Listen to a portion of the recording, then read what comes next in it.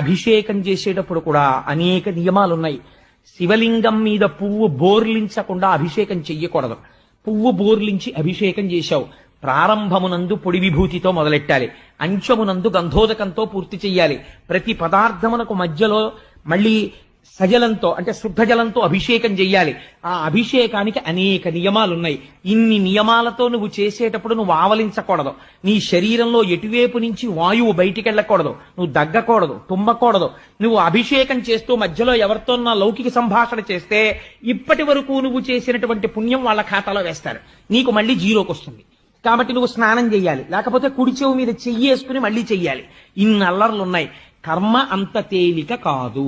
కాబట్టి నీకేమవుతోంది, నువ్వు చేసి నీకు వస్తుందని అనుకున్నదంతా నీకు వచ్చిందో లేదో తెలియదు. ఒకవేళ చచ్చి చెడి ఓ 4 మార్కులు సంపాదించుకుంటే నీకు అన్నం వండిన పుణ్యానికి 2 మార్కులు భారీకి వెళ్ళిపోయాయి.